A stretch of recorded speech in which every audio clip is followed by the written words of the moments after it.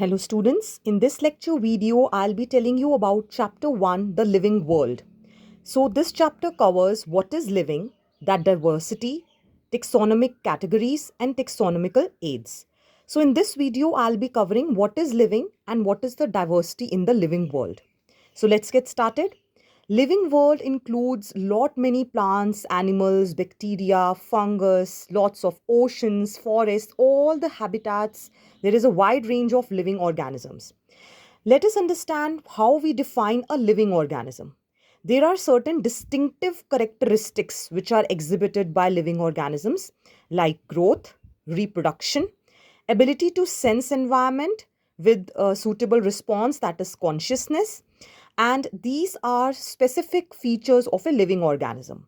During the course of this chapter, we will learn that what are the defining properties. See, these are the distinctive characteristics.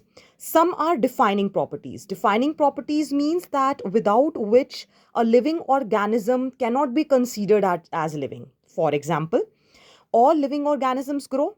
Increase in mass and increase in number is characteristic of a growth. But the thing is that if we consider growth as accumulation of materials, then the non-living organisms, or you can say the non-living pile of or heap of garbage, is also showing growth. A landfill is also showing growth. So that cannot be a defining property of living organism. Next, coming to reproduction, which is a characteristic of living organism. Again, it is not a defining property. Why is that so? Because there are certain organisms which do not reproduce.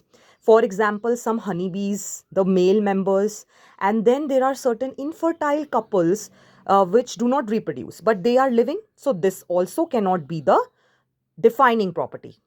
Then another characteristic is metabolism. What is metabolism? All the reactions which are occurring in your body. The sum total of the chemical reactions which is occurring is metabolism. This is the defining feature because without a cellular organization, without having metabolism, organism cannot survive. So outside, if we carry out the reactions, those are chemical reactions. But biological reactions will only be carried out inside a living being.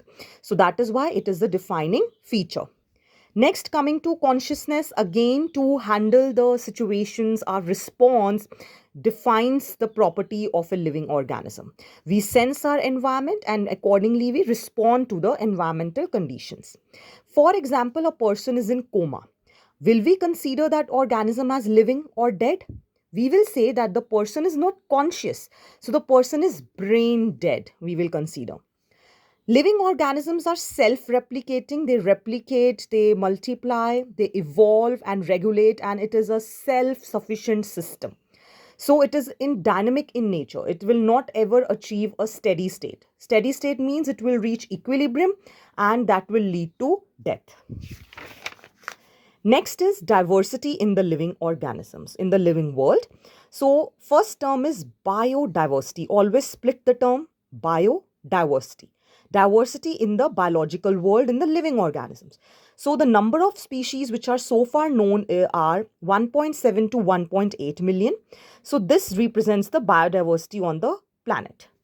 Next, nomenclature, naming. So naming the living organism is referred to as nomenclature. Identification from the word itself, how we need to describe a living organism, those are identifying features. Now, these two are the governing bodies which will give the nomenclature to a particular plant or an animal.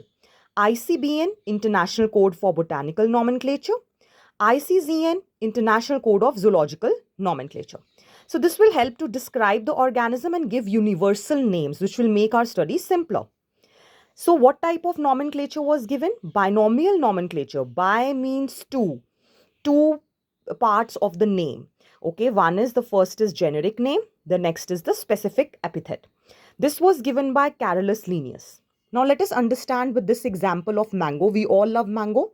So the scientific name of mango is Mangifera indica. So the binomial nomenclature says that a name of an organism constitutes of two parts. One is the generic name Mangifera and another is the specific epithet, that is indica. One more part is there which is written here, Lin. Lin actually is the name of author or the discoverer who discovers or give the name. So there are universal rules of nomenclature. One is this, that it consists of two parts. It can have a part of author, and also always see here it is typed, the name is typed. So it is in italics. Yes, you can see it is in italics. But if I will write the name like this, I will always underline. That means it's the scientific name. Separately, it will be underlined. The generic name will have the capital letter and here the small letter. Next, let us understand what is taxa. Taxa refers to different categories when we do the classification. So, on the basis of similarities and differences, when the living organisms are classified, that process is called as taxonomy. Taxonomic studies involve characterization, identification, categorization, that is classification, and naming of the organism. Now, if we take into consideration the evolution, the evolutionary relationships among different individuals, together the study will be called as systematics. So, systematics means classification involving the evolutionary relationships. So, whenever we are talking about our ancestors and we give us a systematic arrangement to organisms, that study is called as systematics.